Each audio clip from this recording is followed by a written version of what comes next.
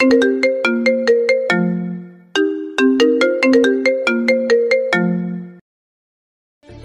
Boring ভাবটা দূর করার জন্য বক্সের মধ্যে ফুল সাউন্ড দিয়ে গান শুনছিলাম আর মনের সুখে নাচতেছিলাম। হঠাৎ কে জানি বেলকনিতে ঢিল দিল। আমি বক্সের সাউন্ড কমিয়ে বেলকনিতে গেলাম। দেখি অনেক বড়সড় একটা ইটের কণা কারো মাথায় পড়লে সে এতক্ষণে শেষ ছিল। আমি বাইরে তাকিয়ে দেখি পাশের বাড়ির ছাদ থেকে একটা মেয়ে দাঁড়িয়ে আছে, আমার দিকে তাকিয়ে আছে কেমন একটা রাগী ভাব নিয়ে। আমি জোরে বললাম, ঢিল দিয়েছে কে জানেন? জানি। কে? আমি। সাহস কত বড় দেখছেন? নিজে ঢিল মেরে আবার কি করে বলে আমি ঢিল মারছি। বলবো না তো কি করব? তুই যে এত জোরে সাউন্ড দিয়ে গান শুনতেছস আর এদিকে আমার যে ঘুমের সমস্যা হইতেছে সেটা খেয়াল রাখোস। আমি মনে মনে ভাবলাম, আরে এই মেয়ে তো গায়ে পড়ে ঝগড়া করতে আসছে, আমিও কম না। দেখি কতক্ষণ ঝগড়া করতে পারে। আমার ঘরে আমি গান শুনতেছি, তাতে আপনার কি? কি তোর সাহস তো কম না? জানিস আমি কে? কে আবার? যত সব আজাইরা মেয়ে। তোরা যে বাসাতে থাকো সেটা কার বাসা জানোস? এটা আমার কাকার বাসা। এখন বললে সাথে সাথে তোদের বের করে দিবে। ভাবলাম যদি বলে দেয়, আর যদি বলে বাসা ছেড়ে দিতে, পরে কি হবে?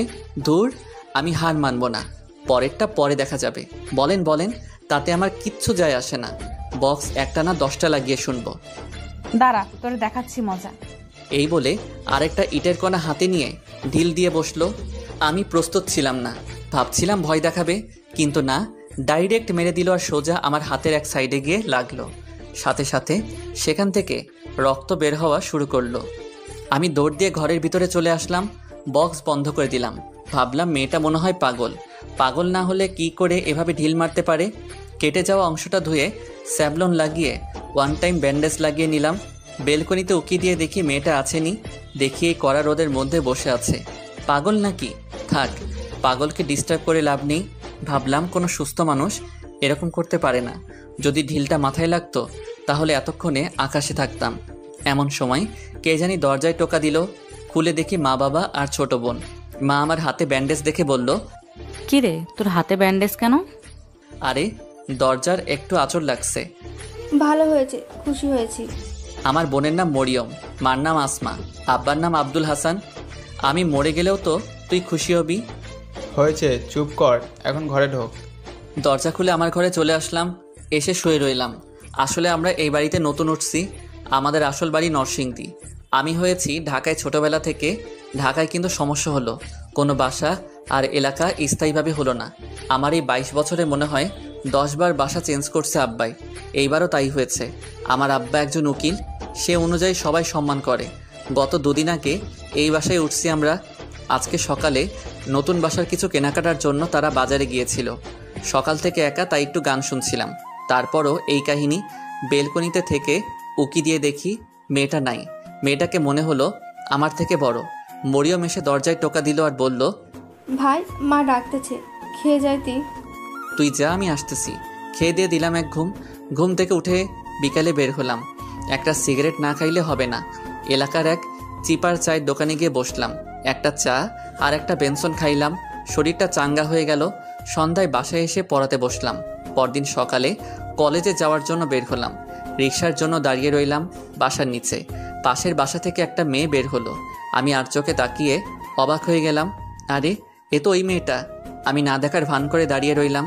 কে জানি আমাকে ডাক দিল। মনে হলো মেয়েটা। মনে হয় গতকালকের ঘটনার জন্য মাপ চাইবে। ওই দেখে যা। আমাকে ডাকছেন? হুম। আমি কাছে গিয়ে দাঁড়ালাম। মেয়েটি বলল, গতকাল কি তুই ফুল সাউন্ড দিয়ে গান শুনছিলি?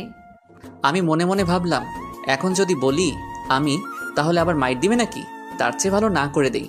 না, আমার তো মোবাইলই নাই, গান তো দূরের কথা। মিথ্যা বলবি না। মোবাইল যদি পাই, মোবাইল কিন্তু আমার। না মানে মোবাইল আছে, কিন্তু গান আমি শুনি নাই, সত্যি বলছি। মিথ্যা কথা বলার আর জায়গা পাস না। আমার স্পষ্ট খেয়াল আছে তুই ছিলি এটা। সত্যি বলছি আপু। থাবড়াইয়া সবগুলো দাঁত ফালায় দিব আবার মিথ্যা বললে। সরি আপু, মাফ করে দেন। নেক্সট টাইম যদি এরকম জোরে সাউন্ড দিয়ে গান শুনোস তাহলে তোর খবর আছে। চর খাওয়ার আগে ভাগ। আমি সেখান থেকে রিক্সা নিয়ে চলে আসলাম। ভাবলাম মাপ চাইবে, কিন্তু হলো কি, আমি মাপ চেয়ে কুল পাই না। দূর, এসব আলতু ফালতু মেয়েদের থেকে দূরে থাকাই ভালো। কলেজ থেকে এসে লিফটের জন্য ওয়েট করতেছি। আমাদের ফ্ল্যাট হলো 6 তলায়। তখনই বাড়ির মালিকের ছেলের সাথে দেখা হলো। ওনার নাম নিলয়। নিলয় ভাই বলল, সাকিব, কি খবর? সরি, আমার নাম সাকিব, বলতে ভুলে গেছি। এই তো ভাই, আলহামদুলিল্লাহ ভালো। আপনার? ভালো। কোথায় গিয়েছিলে? কলেজে। তুমি জানি কোন ইয়ারে? Second year. ভালো করে পড়াশুনো করো। জি ভাই। তুমি বলে জুড়ে সাউন্ড দিয়ে গান শোনো। আরে ভাই, তেমন কিছু না, একটু শুনছিলাম। গান শোনো ঠিক আছে, কিন্তু সাউন্ড কমিয়ে শোনো। পাশের বাড়ি থেকে কমপ্লেন দিয়েছে আমার কাছে। ওকে ভাই। ওকে, যাও তাহলে। আমি রুমে চলে আসলাম। ভাবলাম কি আজব মেয়ে রে বাবা, নিজে কতক্ষণ বকলে আবার বাড়িওয়ালার কাছে বিচার দিল, আবার আমার হাতও ঢিল দিয়ে কেটে ফেললো। এসব ফালতু মেয়েদের থেকে দূরে থাকাই ভালো। আমি পাশের বাড়ির ছাদে তাকিয়ে অবাক হয়ে গেলাম। দেখি ওই মেয়েটা মনের সুখে সিগারেট টানতেছে। আমি মোবাইল দিয়ে ছবি তুলে নিলাম। ভাবলাম পরে ব্ল্যাকমেল করে কোনো মাইরের জায়গা থেকে বাঁচা যাবে। আমি বেলকনিতে গিয়ে কানে হেডফোন লাগিয়ে গান শুনতে লাগলাম আর মেয়েটাকে দেখতে লাগলাম কি করে। বেলকনিতে গিয়ে আমাকে দেখে সিগারেট খাওয়া বন্ধ করে ফেলে। আমাকে লক্ষ্য করে বলল, কিরে, তুই সারাদিন ব্যালকনিতে কি করস? আমি কান থেকে হেডফোন খুলে বললাম, সারাদিন বেলকনিতে মানে? মাত্রই তো আসলাম, আর আমাদের বেলকনিতে আমি আসবো না? না, তুই আসবি না। কেন আসবো না? ভাড়া দিয়ে থাকি না? আমার মুখের উপর তর্ক করস? তর্কের কি আছে? আমাদের বেলকনিতে আমি আসবো না তো কে আসবে? যত সব আজাইরা কথাবার্তা। আপনার নামে বাড়িওয়ালার কাছে বিচার দিব। আমি আজাইরা কথাবার্তা বলি? হুম। তোর সাহস দেখে আমি অবাক হয়ে যাচ্ছি। তোরে যদি আমি এ বাসা থেকে বের না করি তাহলে আমার নাম সুবর্ণা না। তাহলে মেয়েটির নাম সুবর্ণা। যাই হোক, নামটা পছন্দ হয়েছে। আপনি বালডা ফালাইবেন। আমি বকা দিয়ে সাথে সাথে মুখে হাত দিয়ে বসলাম। কি বললি তুই? কিছু না, বলছি আপনার নামটা অনেক কিউট। ফয়সলামি করস? তুই ভুলে যাস না আমি তোর থেকে বড়। জানি আপু। যা ভেতরে যা, ব্যালকনিতে যেতে না দেখি। ওকে আপু। এই বলে আমি ভিতরে চলে আসলাম। আসলে ওদের বাড়িটা 5 তলা, কিন্তু আমরা থাকি 6 তলা, যার কারণে ওদের ছাদ আমার বেলকনির সমান সমান হয়। আমি বিকালে বের হলাম, একটা চিপা বিচারতেছি সেখানে শান্তিমতো সিগারেটটা খাওয়া যাবে। অবশেষে মনে হলো পাইছি। আমি সোজা চিপাই ঢুকে গেলাম। গিয়ে যা দেখলাম সেটা দেখার জন্য আমি মোটেও প্রস্তুত ছিলাম না। দেখি সুবর্ণা আরেকটা মেয়ে বসে আছে, তারা মনের সুখে সিগারেট টানতেছে। আমাকে দেখে অবাক হয়ে যায়, সাথে সাথে সিগারেট খাওয়া বন্ধ করে ফেলে বলল, কিরে, তুই এখানে কি করস? তেমন কিছু না আপু, এলাকাটা একটু ঘুরে দেখছিলাম। এলাকা ঘুরবি ভালো কথা, কিন্তু তুই এই চিপাই কেন? আমি ভাবছিলাম এখান দিয়ে কোনো রাস্তা আছে। আমার তো বিশ্বাস হয় না। এই সাদিয়া ওরে চেক করতো। সাদিয়া চেক করে আমার কাছ থেকে একটা বেনসন পেল। বেনসনটা নিয়ে সুবর্ণার কাছে দিল। সুবর্ণা বলল, আমিও ভাবছিলাম তুই কি করে এত সাধু হতে পারস। আসলে আপু, এইটা আমার না, ওই সামনে আমার এক বন্ধুর জন্য কিনছিলাম। চুপ, একদম চুপ। এত মিথ্যা কথা তুই কোথা থেকে বলস? সরি আপু। তুই যে সিগারেট খাস এটা সোজা তোর বাপের কাছে বিচার যাইবে। কিন্তু আপনিও তো খান। আমার সাথে থোট তুলনা? হুম। এখন বিচার না দিতে পারি একটা শর্তে। কি? আমাদের দুজনকে তোর খাওয়াতে হবে। আমি এই ফাঁকে ওই দিন যে ছাদে দাঁড়িয়ে সিগারেট টানছিল ওই ছবিটা সুবর্ণাকে দেখাইলাম। সুবর্ণা দেখে কতক্ষণ হাসলো, তারপর নিজের ফেসবুক প্রোফাইলের ছবিগুলো দেখাইলো। দেখে আমি পুরো অবাক। দেখি সুবর্ণা ওপেনলি সিগারেট মুখে নিয়ে ছবি তুলে ফেসবুকে পোস্ট দিয়েছে। তারপর একটা দুইটা না, অনেকগুলো। আমার মুখের অবস্থা দেখে সুবর্ণা বলল, এখন যাবি নাকি তোর বাপের কাছে যাব? যাইতেছি আপু। আমি দোকান থেকে তাদের জন্য আইসক্রিম নিয়ে গেলাম। আইসক্রিম পেয়ে ওদের আনন্দ আর দেখে কে। এতক্ষণে আমার ওই বেনসনটা ওরা সাবার করে ফেলেছে। আমি বললাম, আপু আমি তাহলে যাই। দাঁড়া, আমিও যাব। সাদিয়া জায়গা, পরে কথা হবে। রাস্তায় রাস্তায় হাঁটতে হাঁটতে আমাকে জিজ্ঞেস করলো, কিরে, তোর নাম কি? সাকিব। কিসে পড়স? অনার্স সেকেন্ড ইয়ারে। ভালো। এতক্ষণে সে আইসক্রিম খেয়ে শেষ করলো আর বলল, শোন, এখন থেকে আমাকে প্রতিদিন একটি করে আইসক্রিম খাওয়াতে হবে, না হলে তোর বাপের কাছে বলে দিব। আমি এমন কথা শুনে অবাক হয়ে দাঁড়িয়ে রইলাম। আমার অবস্থা দেখে সুবর্ণা হেসে শেষ। আমি তার হাসির দিকে অবাক হয়ে তাকিয়ে রইলাম। এটা কোনো মেয়ে হাসছে নাকি কোনো পরী হাসছে সেটাই ধরা মুশকিল। হাসতে হাসতে বলল, আরে মজা করছিলাম। মজা তো করবেনি, এখন একটা দোষ পাইছেন না? ওই দেখ তোর বাপ, এখন কিন্তু গিয়ে বলবো। দেখি আব্বা কার সাথে জানি কথা বলতেছে। কিন্তু সুবর্ণা আপু জানলো কি করে? এইটা আমার আব্বা? না আপু প্লিজ বললেন না, আপনি যা বলবেন তাই খাওয়াবো। ভয় পাস না, যা, বলবো না। ধন্যবাদ আপু, আর ভুলেও আপনার সামনে পড়বো না বলে দিলাম এক দৌড়। দৌড়ে বাসায় চলে আসলাম। কিছুক্ষণ পড়ালেখা করলাম। কিছুক্ষণ পর মরিয়ম একটা অঙ্ক নিয়ে আসলো, ওইটা সমাধান করে দিতাম। সে এবার জেএসসি দিবে। আমি তাকে কিছুক্ষণ বুঝাইয়া অঙ্কটা সমাধান করলাম। যাওয়ার সময় বলল, ভাই 100 টাকা দে তো। 100 টাকা দিয়ে কি করবি? দে তুই, মজা খামো। বাইরে জিনিস খাইলে পেটে অসুখ করবে, যা ভাগ। দে ভাই। দাঁড়া, তোর মানি ব্যাগ কই? মানি ব্যাগ আমার টেবিলের উপরে ছিল। ওইখান থেকে মানি ব্যাগ নিয়ে, মানি ব্যাগ থেকে 100 টাকার নতুন নোটটা নিয়ে মানি ব্যাগে ঢিল দিয়ে ভেঙচি মেরে চলে গেল। আমি কিছু বলারও টাইম পাই নাই। আমি এশারারের নামাজ পড়ে ফেসবুকিং করছিলাম। এমন সময় মা এলো আর বলল, সাকিব যা তো, মরিয়ম পাশের বাসার সুবর্ণাদের কাছে গেছে। কোন সময় গেছে, এখনো ফিরে আসেনি। যা গিয়ে নিয়ে আয়, ওর কয়দিন পর পরীক্ষা। ওইখানে কি করে?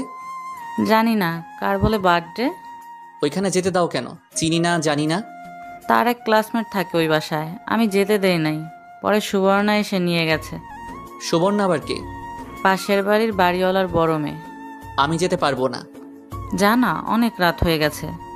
কত তলার? কোন ফ্ল্যাট? 4 তলার বাম পাশের ফ্ল্যাট। যাইতাছি। মা চলে গেল। ওই বাসায় গেলে আবার যদি সুবর্ণার সাথে দেখা হয়, পরে আবার কি জানি হয়। যাই হোক, আমি শরীরে বডি স্প্রে মেরে বের হলাম। পাশের বাড়ির দরজার মধ্যে দিয়ে ঢুকলাম। ভাবলাম সিঁড়ি দিয়ে উঠে যাই। আমি 2 তলায় উঠলাম। খেয়াল করলাম ওপর থেকে কে জানি গান গাইতে গাইতে নিচে নামতেছে। আমাকে পাশ কেটে চলে গেল। মনে মনে ভাবলাম মনে হয় বেঁচে গেছি। এ বাসার সব মেয়ে মনে হয় সুবর্ণার মতোই হবে।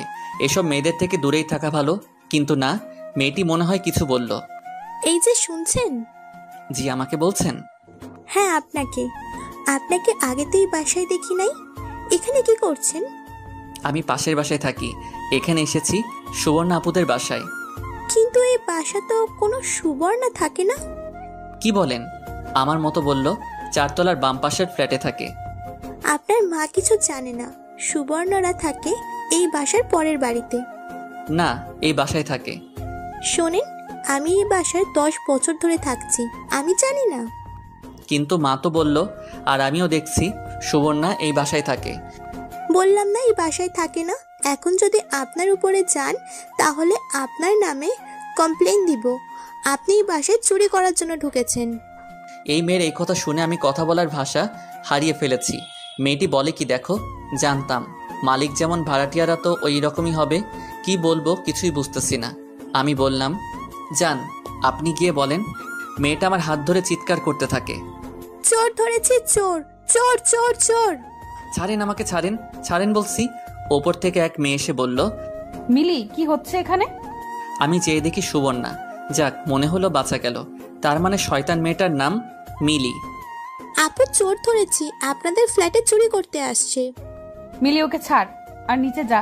সবার সাথে এরকম করতে নেই। যাচ্ছি আপু। মিলি চলে গেল। আমি বললাম, আপু আমি কিছুই করি নাই। ও আমাকে কথার প্যাচে ফেলে চোর চোর বলতেছে। এই কথা শুনে সুবর্ণা কিছুক্ষণ হাসলো, বলল, তোর মতো বোকা আমি আর দেখিনি। একটা পিচ্চি মেয়ে, তাকে কি বোকাটাই না বানালে? এই বলে আরো কতক্ষণ হাসলো। আমি বোকার মতো দাঁড়িয়ে রইলাম। সুবর্ণার হাসিটা আমার খুব ভালো লাগছে। সুবর্ণা একটা আধুনিক ডিজাইনের 3 পিস পরছে, একেবারে তাকিয়ে থাকার মতো। সারাদিন তাকিয়ে থাকলেও মনের তৃপ্তি মিটবে না। কিন্তু আমার তো বড় আপু লাগে, আমি কেন তাকাতে যাব? সুবর্ণা বলল, বল কেন আসছস? মরিয়মকে নিতে। ও, উপরে আয়। আমি সুবর্ণার পিছনে পিছনে ওদের ফ্ল্যাটে গেলাম। মরিয়মকে ডাক দিল। মরিয়ম আসলে সুবর্ণা মরিয়মের হাতে একটা ব্যাগ ধরিয়ে দিল। আমি মরিয়মকে নিয়ে আসার সময় জিজ্ঞেস করলাম, তুই সুবর্ণা আপুদের সাথে এত তাড়াতাড়ি ফ্রেন্ড করলি কিভাবে? সুবর্ণা আপুর ছোট বোন আমার ক্লাসমেট। ও, তুই সুবর্ণা আপুর নাম জানলি কোথা থেকে? মা বলছে। সুবর্ণা আপুকে আমার খুব ভালো লাগে। কেন? আমাদের সাথে খুব হাসি খুশি থাকে আর অনেক অনেক মজার কথা বলে, যেগুলো শুনলে তুই তো হাসতে হাসতে শেষ হয়ে যাবি। ভালো। আমি বাসায় এসে রাতে শুয়ে শুয়ে ফেসবুক চালাইতেছি। অনেক কষ্টে সুবর্ণার আইডি বের করি, তাকে ফ্রেন্ড রিকোয়েস্ট পাঠাই। এভাবে কিছুদিন চলে যায়। একদিন রাতে সিগারেট খাওয়ার জন্য আমাদের বাসার ছাদে গিয়েছিলাম। গিয়ে যা দেখলাম তা বিশ্বাস করার মতো না। দেখি সুবর্ণা আপু আর নিলয় ভাই অন্তরঙ্গ হয়ে বসে আছে। ভালো, আমি বাসায় এসে রাতে শুয়ে শুয়ে ফেসবুক চালাইতেছি। অনেক কষ্টে সুবর্ণার আইডি বের করি, তাকে ফ্রেন্ড রিকোয়েস্ট পাঠাই। এভাবে কিছুদিন চলে যায়। একদিন রাতে সিগারেট খাওয়ার জন্য আমাদের বাসার ছাদে গিয়েছিলাম। গিয়ে যা দেখলাম তা বিশ্বাস করার মতো না। দেখি সুবর্ণা আপু আর নিলয় ভাই অন্তরঙ্গ হয়ে বসে আছে, আর কি যেন কথা বলছে। আমি মোবাইল বের করে একটা ছবি তুললাম। কিছুক্ষণ পর দেখলাম সুবর্ণা আপু রেগে গেল আর কাঁদতে লাগলো। আমি তেমন কিছুই বুঝলাম না। মনে হলো সুবর্ণা আপু চলে যাবে, তাই আমিও চলে আসলাম। ভাবলাম সুবর্ণাকে এই ছবি পাঠিয়ে কিছু টাকা কামানো করা যাবে। আমি বাসায় এসে রাত 1টার সময় দেখি সুবর্ণা আপু অ্যাক্টিভ। আমি নক দিলাম, এই প্রথম। হ্যালো আপু, আমি সাকিব। কিছুক্ষণ পর মেসেজ আসলো। কি বল? আমি তাদের অন্তরঙ্গ ছবিটা পাঠিয়ে দিলাম। কি চাস বল? আমি একটা নাম্বার দিয়ে বললাম, এই নাম্বারে 5,000 টাকা পাঠিয়ে দিন। মনটা ভালো না, জ্বালাসটা। এখন আমি কি করব? টাকা দেন, না হলে ছবি ভাইরাল। কিছুক্ষণের মধ্যে দেখি বিকাশ অ্যাকাউন্টে 5,000 টাকা চলে আসলো। আমি বুঝতেই পারছি না কি হচ্ছে। টাকা চেক করে দেখি সত্যি সত্যি টাকা দিয়ে দিছে। আমি বিছানা থেকে উঠে নাচা শুরু করলাম। ভাবলাম সুবর্ণা আপু হয়তো ভালো হয়ে গিয়েছে। এমন সময় আমার মোবাইলে কল আসছে। দেখি সুবর্ণা আপুর নাম্বার। ফোন ধরলাম। হ্যালো, আসসালামু আলাইকুম। কে? ওয়ালাইকুম আসসালাম, আমি সুবর্ণা। আপু, আপনি এত রাতে? আমি। কিছু বলবেন? তুই যে ছবিটা তুলেছিলি ওই ছবিটা এখন কাট। টাকা যেহেতু দিয়েছেন, ছবি অবশ্যই কাটবো। তুই আমার থেকে টাকা নিছিস না, এর থেকে ডাবল আমি তোর থেকে নিব। দেখবো দেখবো। আজ খালি আমার মনটা ভালো না দেখা বেঁচে গেছিস।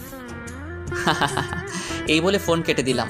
বিছানায় শুয়ে ভাবতে লাগলাম, যাক অবশেষে সুবর্ণা আপুকে একটা শাস্তি দিতে পারলাম। যাক, মনটা অনেক শান্তি লাগতেছে। পরদিন সকালে কলেজে গেলাম। কলেজ থেকে রিক্সা দিয়ে আসতেছি, দেখি সুবর্ণা এক জায়গায় বসে আছে। আমি রিক্সা থেকে নেমে 2টা আইসক্রিম নিয়ে কাছে গেলাম আর বললাম, আপু ধরেন। আপু আমাকে দেখে একটা মুচকি হাসি দিল আর হাত থেকে একটা আইসক্রিম নিল। আমি দাঁড়িয়ে দাঁড়িয়ে আইসক্রিম খাওয়া ধরলাম। আপু আমাকে ইশারায় বসতে বলল। আমি পাশে বসলাম, কিন্তু অনেকখানি দূরে। আমি বললাম, আপু একটা কথা বলতে পারি? বলবো। না, চুপচাপ বসে থাক। ওকে। অনেক পার হয়ে গেল, ততক্ষণে আমার আইসক্রিম খাওয়া শেষ। আমি বসে মোবাইল টিপতেছি। কিছুক্ষণ পর আমি বললাম, আপু সিগারেটে আনবো? না, ছেড়ে দিয়েছি। এই বলে আপু দাঁড়িয়ে আমাকে ঠাস ঠাস করে 2টা চড় দিল। আমার হাসি মুখটা উবে গেল। আমি ফ্যাল ফ্যাল করে তাকিয়ে রইলাম আপুর মুখের দিকে। আপু বলল, তোর সাহস হয় কি করে আমাদের অন্তরঙ্গ ছবি তুলতে? তুই কয়দিন হয়েছে এই বাসায় আসছস? ওই দিন সিগারেট খাইছি, ওইটার ছবি তুলছিস, কিছু বলি নাই। আবার আমার কাছে টাকাও চাস? কত বড় সাহস! এই বলে আমাকে আরো 2টা চড় দিল। আমার চোখ দিয়ে পানি চলে আসলো। আমি কিছুই বলছি না, নিচের দিকে তাকিয়ে রইলাম। আমি মানিব্যাগ থেকে 5,000 টাকা হাতে নিয়ে দিয়ে দিলাম। দে, আমার টাকা দে। গতকাল মনটা ভালো ছিল না বলে তোকে কিছু করিনি, না হলে রাতেই তোকে একটা শিক দিয়ে ছাড়তাম। সরি আপু। রাখ তোর সরি। আর যদি জীবনেও তোকে আমার আশেপাশে দেখি তাহলে তোর খবর আছে, আর তোকে এই সপ্তাহের ভেতরে বাসা ছাড়তে হবে। প্লিজ আপু, বাড়িতে কিছু বললেন না। আপনি যা বলবেন আমি তাই করব। প্লিজ আপু। তোর কিছুই করা লাগবে না, তুই শুধু আমার সামনে পড়িস না। আপু আর জীবনেও আপনার সামনে আসবো না। যত সব ছেঁচড়া মানুষ, কোথা থেকে যে এগুলো আসে। আর শুন, তোকে যেন আর ব্যালকনিতে না দেখি। আচ্ছা। সুবর্ণার মোবাইলে কে জানি কল দিল। কথা বলতে বলতে চলে গেল। আমি বোকার মতো বসে রইলাম। কোথা থেকে কি হয়ে গেল? মোবাইলটা বের করে দেখি চরের দাগ হয়ে গেছে। এমন দজ্জাল মেয়ে আমি জীবনেও দেখি নাই। মনটা সত্যি অনেক খারাপ হয়ে গেল। একটা সিগারেট ধরাইলাম, অনেকক্ষণ বসে রইলাম। বাড়িতে গিয়ে কি করব? মা যদি চরের দাগ দেখে তাহলে আমার খবর আছে। না, চরের দাগ এখনো যাই নাই। কি করব কিছুই বুঝতে পারছি না। সন্ধ্যা প্রায় কাছাকাছি। দেখি সুবর্ণা আপু আবার আসতেছে। এসে আমাকে বলল, তুই বেহায়ার মতো এখনো এখানে বসে আসছস? তোর লজ্জা শরম বলতে কিছু নেই? আপনার প্রবলেম কি? আমাকে মারছেন, এরপরেও মনে ঝাল মিটে নাই? না, তোরে আমার সারা দিন মারলেও মনের ঝাল মিটবে না। তুই যা এখান থেকে, না হলে কিন্তু আরেকটা দিব। না, আমি যাব না। আপনার মন চাইলে আপনি যান। যাবি না? দেখাচ্ছি মজা। এই বলে সুবর্ণা আমাকে মারতে আসলো। আমি হাত ধরে কাছে টেনে এনে বললাম, আমি যাব না, কারণ একটু পর আমার গার্লফ্রেন্ড আসবে আমার সাথে দেখা করতে, বুঝছেন? এই বলে সুবর্ণার হাত ছেড়ে দিলাম। তোকে দেখে নিব, আমি তোকে দেখে নিব। বলতে বলতে এক রিকশায় উঠে চলে গেল। আমি কিছুক্ষণ বসে রইলাম। দেখি সামি আসতেছে। সামি আমার ক্লাসমেট। সে এই এলাকায় থাকে, এসে বলল, কিরে দোস্ত, কি খবর? ভালো না। কি হয়েছে? তেমন কিছু না। তোর সাথে যে দেখলাম একটু আগে একটা মেয়ে কথা বলছে, তাকে চিনস? চিনি, আমাদের পাশের বাড়ির বড় আপু। তুই ওই বাসায় কি জন্য গেছস? তুই শেষ। কি শেষ বুঝিয়ে বল। এই মেয়ের নাম সুবর্ণা না? আচ্ছা, সুবর্ণাপুর সম্পর্কে যা জানিস সব বল। তুই যে বাসায় থাকোস ওই বাসার মালিকের ছেলে কিন্তু নিলয় ভাই। তো নিলয় ভাই সুবর্ণা আপুর ভালো সম্পর্ক ছিল। নিলয় ভাই মনে হয় বলেছিল সুবর্ণাকে বিয়ে করবে 4-5 বছর আগে, কিন্তু তখন নিলয় ভাইয়ের চাকরি ছিল না। বলছিল সুবর্ণা ওয়েট করবে নিলয়ের জন্য, কিন্তু এই কিছুদিন আগেই নিলয় ভাইয়ের একটা ভালো চাকরি হয়েছে। এখন বলে নিলয় আর সুবর্ণাকে বিয়ে করবে না, কারণ সুবর্ণার বলে বয়স বেশি হয়ে গেছে। তাহলে এই ব্যাপার? কিন্তু তুই কি করে জানলি এত কথা? আমি মনে মনে এই কারণে সুবর্ণা আপু এরকম খিটখিটে খারাপ মেজাজ দেখায়। আমার মা আর নিলয় ভাইয়ের মা বান্ধবী, যার কারণে মা মাঝে মাঝে তাদের বাসায় যায়। ও দোস্ত, সুবর্ণার চেহারা কিন্তু অনেক সুন্দরী, তুই দেখ চান্স নিতে পারস কিনা। আমি এই জীবনে অসম্ভব। আমি তাকে আমার গাল দেখিয়ে বললাম, দেখছস কি করছে আমাকে? আরে ভাই, রাগ করস কেন? তোর বড় না, তোর ওপর একটু অধিকার খাটাতে আসবেই। আরে জ্ঞানী, বস তো লাস্টের বেঞ্চে ফেল করস প্রতি ইয়ারে, এখন আইসা আমার জ্ঞান দিতে। কথাটা কিন্তু খারাপ ছিল না। সিগারেট খাবি? দে। আমি আর স্বামীর সিগারেট খেয়ে আমি বাড়িতে চলে আসলাম। কোনো রকম শুধু নিজের ঘরে ঢুকে দরজা বন্ধ করে দিলাম। মাকে বলে দিলাম খাবো না। রাতে কিছুক্ষণ পরে ঘুমিয়ে গেলাম। মনে করেন আপনি একটা ছেলের জন্য 4-5 বছর ধরে ওয়েট করতেছেন সে আপনাকে বিয়ে করবে বলে, কারণ আপনি তাকে ভালোবাসেন। এখন 5 বছর পর বলে সে আপনাকে বলে যে আপনাকে বিয়ে করতে পারবে না, কারণ আপনার বয়স বেশি হয়ে গেছে। সুবর্ণার ক্ষেত্রে সেটা হয়েছে। নীলের জন্য সে তার অর্ধেক জীবন দিয়ে দিচ্ছে। সুবর্ণার বয়স 25 বছর। এতদিন তাকে কত মানুষ দেখতে আসলো, নীলের জন্য সে তাদের না করে দিয়েছে। আর ফ্যামিলির কত বকা, কত কথা শুনেছে সুবর্ণা, কিন্তু ওই দিন রাতে নীলই কথা শুনে সুবর্ণা অবাক হয়ে যায়। নীলই বলে তাকে বিয়ে করতে পারবে না। এই কথা শুনে সুবর্ণা অনেক কাঁদে। নীলই যে তার সাথে এমন একটা চিট করবে সেটা সে কল্পনাও করতে পারেনি। নীলই তার জীবনটা শেষ করে দিয়েছে, কিন্তু সুবর্ণা এখনো আশা ছাড়েনি, একজন না একজন সুবর্ণার জন্য আসবে।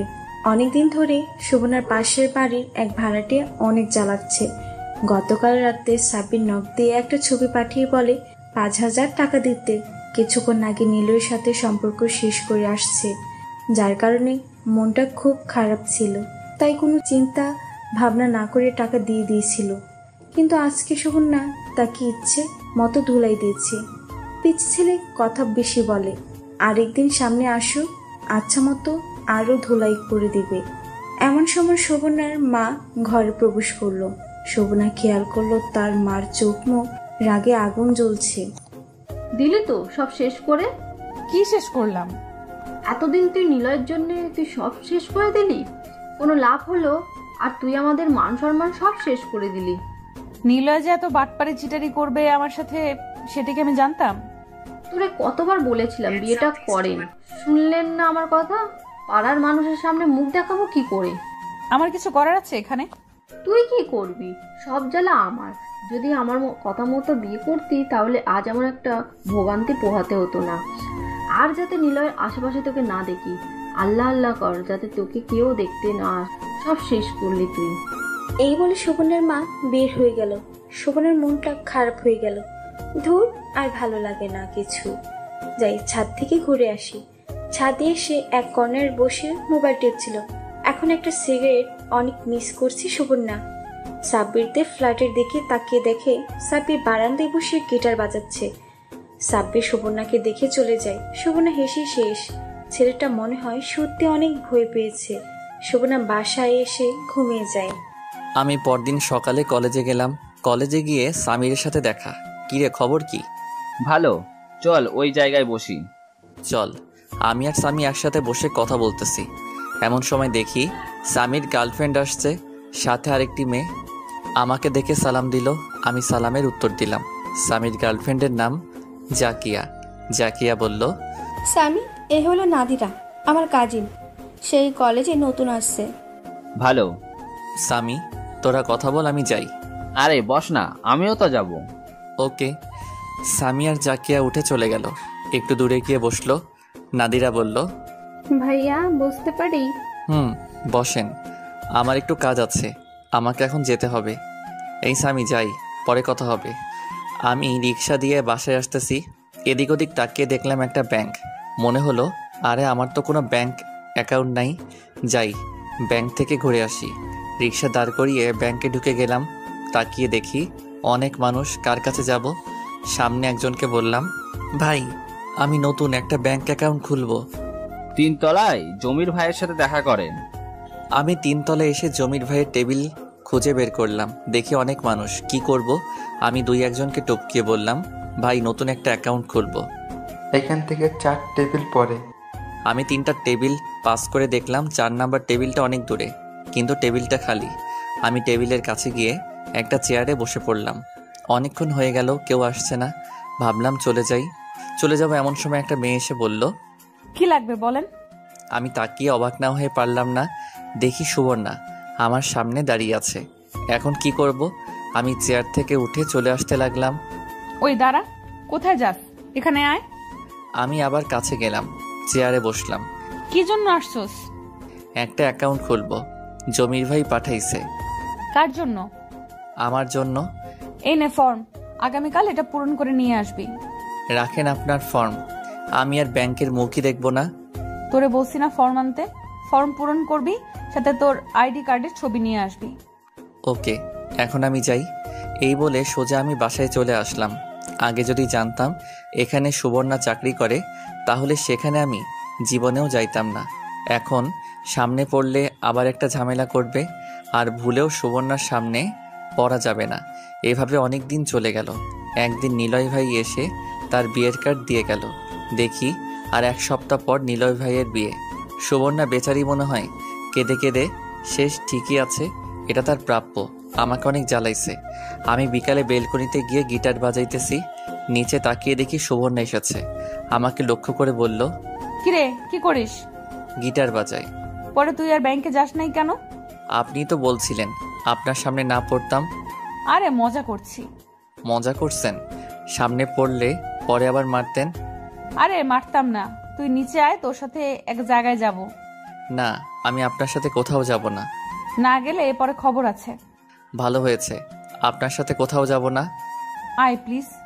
আসবো একটা শর্তে। কি? আমাকে মারতে পারবেন না। ওকে, মারবো না। আমি রেডি হয়ে নিচে গিয়ে দাঁড়ালাম। দেখি সুবর্ণা আসলো। আমি বললাম, কোথায় যাবেন আপু? চল দেখি কোথায় যেতে পারি। সুবর্ণা রিক্সা ডাক দিতে যাবে। আমি বললাম, আপু আমি রিক্সা দিয়ে যাব না। তো কিভাবে যাবি? হেঁটে যাব। তুই এতখানি রাস্তা হেঁটে যাবি? আচ্ছা, রিক্সা 2টা নেন। আমি তো 2টাই নিতাম। তোর মতো আবালের সাথে কে বসবে? সুবর্ণার এমন কথায় আমার মনের মধ্যে আঘাত লাগলো। আমার হাসি মুখটা কালো হয়ে গেল। কথাটা অন্যভাবে বলতে পারতো, যেমন, ওকে তুই যখন আমার সাথে বসবি না তাহলে 2টাই নেই। এইভাবে কথাটা বলতে পারতো। মনটাই চাচ্ছে সুবর্ণার সাথে কোথাও না যাইতে। সুবর্ণা বলল, কিরে যাবি নাকি? রিক্সায় ওঠ। আমি রিক্সায় উঠলাম। মনটাই চাচ্ছে না কোথাও যাইতে। কিছুক্ষণ চলার পর একটা ফোন আসলো। ধরে দেখি সামি। কিরে তুই কই? কেন?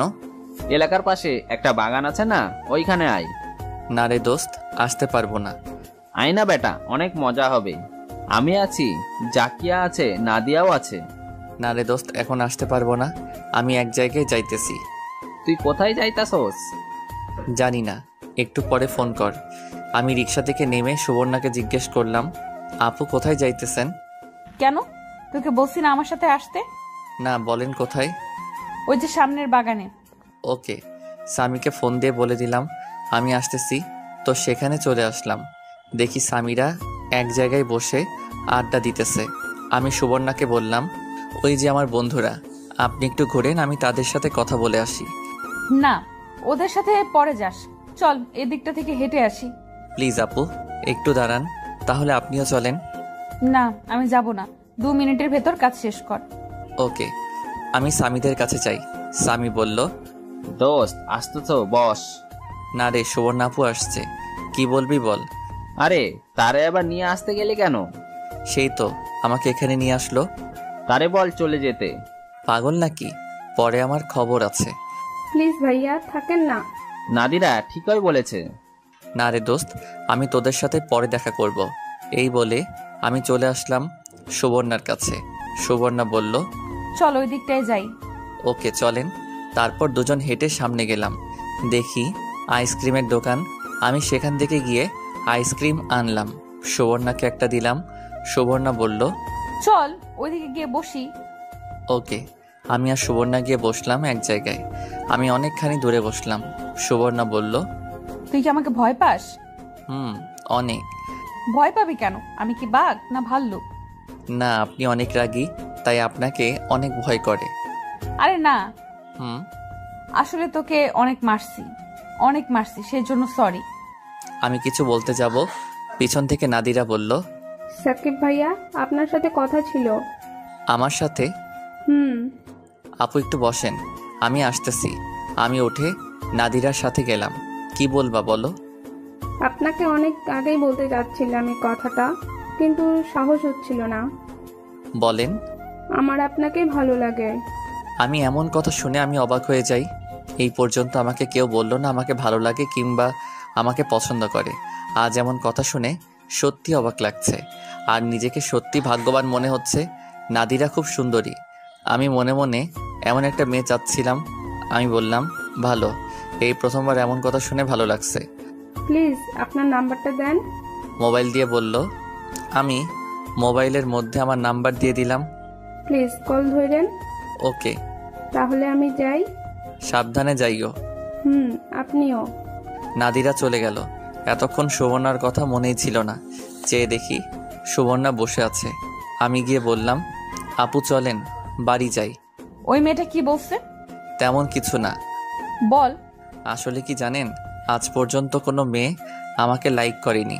এই প্রথম কোনো মেয়ে আমাকে পছন্দ করছে। পছন্দ করছে? তোর মতো আবাল বোকারে কে পছন্দ করছে? ওই মেয়েটার কোনো রুচিই নাই। একটু বেশি বলে ফেলছেন না? আসলে তুই যেমন আবাল, তোর কপালে এমন আবালই জুটবে। দে তোর মোবাইলটা দে। ধুর, আপনার সাথে আর কথাই বলবো না, আমি যাই। সুবর্ণা বসা থেকে উঠে বলল, আর এদিকে সন্ধ্যা হয়ে গেছে। দাঁড়া, আমিও যাব। না, আমি আপনার সাথে যাব না। ওকে, তুই যাস না, কিন্তু তোর মোবাইলটা দিয়ে যা। আমি কেন আপনাকে আমার মোবাইল দিতে যাব? আরে আজকে রাতের জন্য, তার বদলে তুই আমার মোবাইলটা নিয়ে যা। জীবনেও না। পরে একটা প্যাচে ফেলে আবার আমাকে মারতেন। আমি নাই। আরে না, সত্যি বলছি। আমার মোবাইল নিয়ে আপনি কি করবেন?